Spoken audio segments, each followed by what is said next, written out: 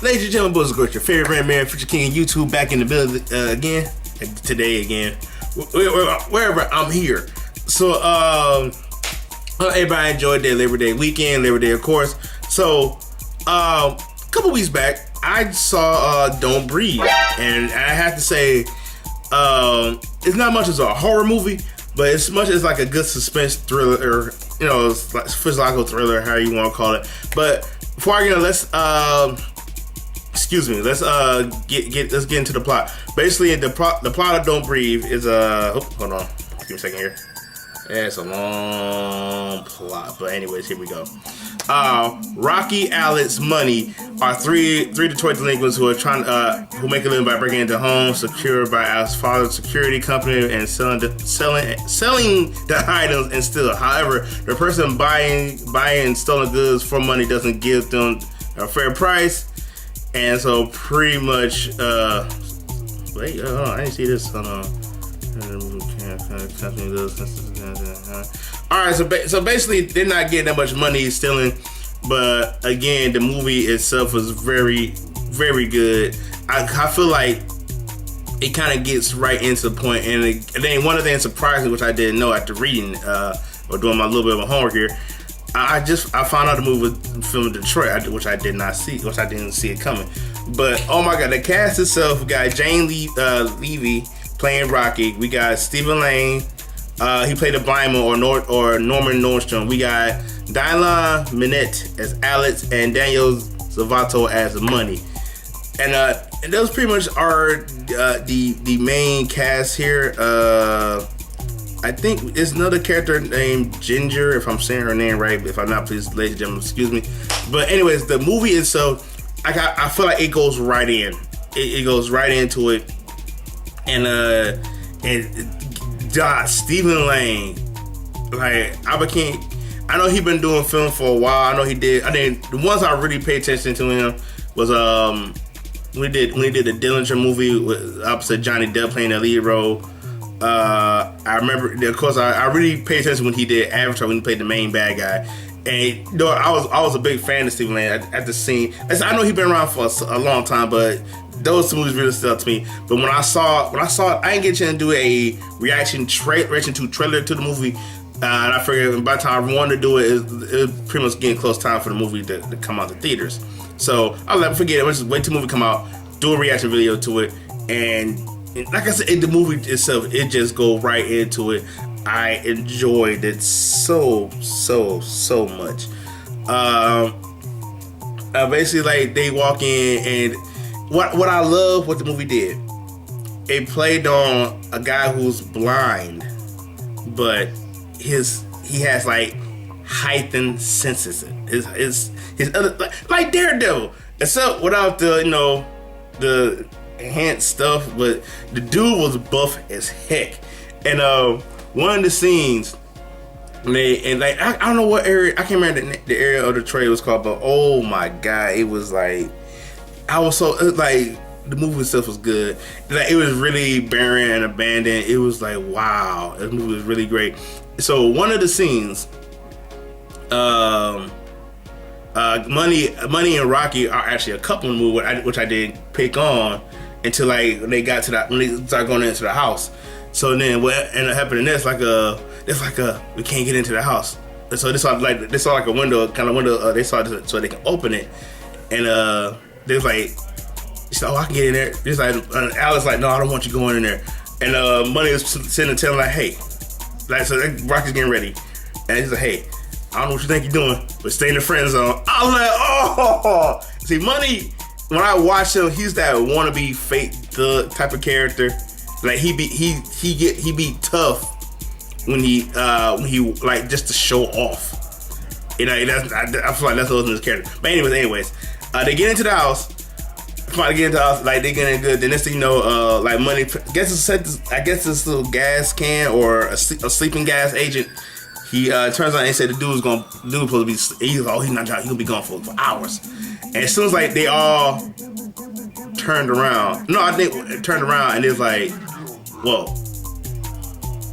So it's like the dude himself was just like, I think he knew it because they was making some money, making so much noise with a crowbar, and he shot the gun. I think when he when he shot the gun, before he shot the gun, the blind man got up and saw it, and so then at this time Alice been in love since Money brought the gun, so Money's telling the blind man, don't you come near me, I will shoot you. And he kept saying, the blind man is doing all like this.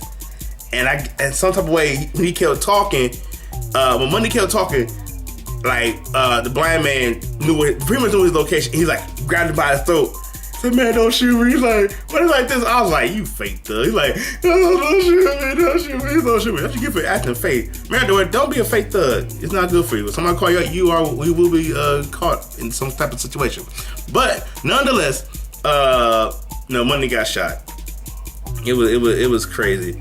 Before I go, I just happened to look on my laptop. It says as of September 5th, 2016, Don't Breathe has grossed over $55 million in North America and $8 million in other territories worldwide. Worldwide was 63. Wow, 63.7 million against a budget of, let's look down right here, 9.9 million. Oh, so it did its thing.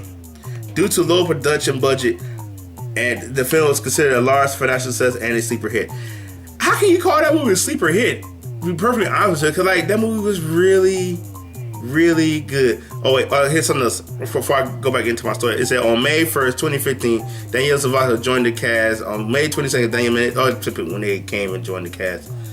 God, I'm happy Stephen Lang played the play. All the other cast members was good in Don't Breathe. Everybody else was good on that movie, but Stephen Lang, he played that role, and she's a piece. That movie was great. Oh, I forgot the director, Fede Alvarez. I hope I'm saying his name right. In some way is a reaction to his debut film Evil Dead, the remake of it, specifically about the criticisms that the film had too much blood, focused on too much of the shocking of the audience, and was a remake. Actually, it was a good remake. I might do a reaction video to that soon. Alvarez decided to make Don't Breathe an original story that considered a less blood, which it was, the focus of more of suspense over the shocking of the audience. He wanted to avoid making a film dealing with supernatural, as he felt it was too trendy. Good job, Fede Alvarez. Good, because to me the movie was very original. It really was very original. Like I said, I wouldn't pass it as a horror movie, but anyways, moving right along. I think one of the best scenes in the movie, by far my personal favorite, was when it was pitch black, dark, and they literally to me it's like they didn't know where to go. So they had to be like at one point they was making noises trying to find each other. Alex and Rocky, they was making a whole bunch of noises trying to find one another in the house. And every time they made noise, the blind man would shoot. It's like he actually knew where they went. At one point in the movie, in this whole maze area, he like kind of faded in the darkness, and the junk was like, "Oh, what he about to do?" So I think when I want to believe it was Rocky or either I think it was Alex. I can't remember. I really can't remember off the top of my head. But one point there's like I really think it was Rocky. It was Alex. He's like kind of hold on to the side of the shells, and he's trying his best not to make any noise. Then like slowly the blind man started coming out, and as soon as soon he's about to get ready to shoot. He's getting ready to shoot out. He's about to get ready to shoot Rocky until Alex made some noise. That's right. It was Rocky scene, and oh my god, and like the movie itself was great. And there was another character in there. I can't. This lady who was kidnapped. Let me see if I can find her on my laptop right here. Francesca Torres. I think she was Cindy, if I remember her name. I think she was the girl who was kidnapped. If I'm saying her name right, she was kidnapped, and And before they even got towards the room and stuff like that, they found out that he was kidnapped. Come to find out, Cindy, I pray to God, I hope I'm saying this right, killed the blind man's daughter, and so he ended up kidnapping her. And so at one point, and this dude really, the blind man beat up everybody in this movie. I was like, oh my God. He beat the crap out of Alex. He beat the crap out of Rocky. He was like, whoa. So at one point he captured Rocky, and he said, said rich girls don't go to jail, don't get trial, something like that. And see, come to find out, he tells Rocky that I was gonna let her go in 9 months. And I think she had like 1 more month to go.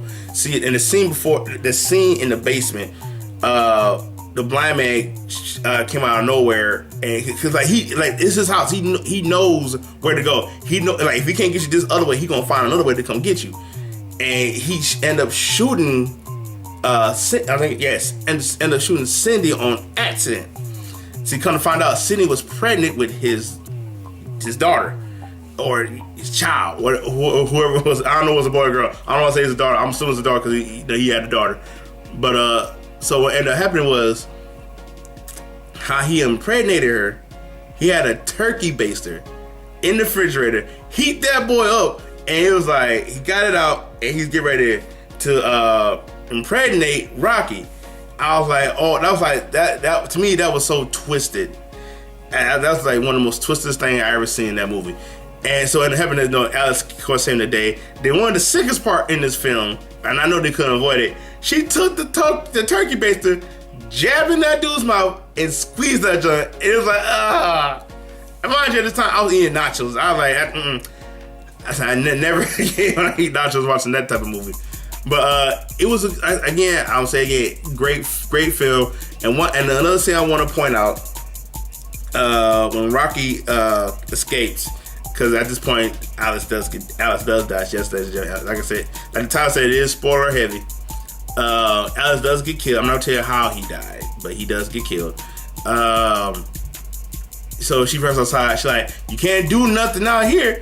The dude sent the dog out. I was like, "Rocky, you freaking idiot!"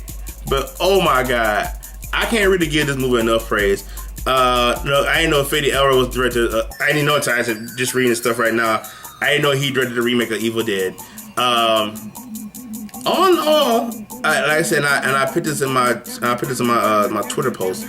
I gave it a 7.5 out of 10. Good movie, very original, and I do love original movies. I think when they doing the trailers for it, they kept saying it's a horror movie. And again, doing my horror, I said horror. It wasn't more of a horror. It's more like a suspenseful thriller, a psychological thriller, however you want to call it. But ladies and gentlemen, again, movie was great. I enjoyed it. By far one of my favorite movies I have seen of this year, suspense wise. But anyways, that's gonna wrap it up for this reaction video. Don't breathe. And I hope you all enjoyed this reaction video. Now, what's going to happen next week is on my Twitch channel. I'm gonna do another Overwatch videos. I usually do like 3 broadcasts a day. I might pick up to 4 or 5, depending how I go. So basically, I'm doing a number of Overwatch games, Overwatch videos. Hopefully, and I do have an update video coming up soon. Hopefully before this week is out. Other than that, ladies and gentlemen, I love you guys so much. Thank you for watching. Sorry I get y'all a video for Saturday. Sorry I get y'all a video for Monday. Love you guys. Deuces, your favorite random man's out.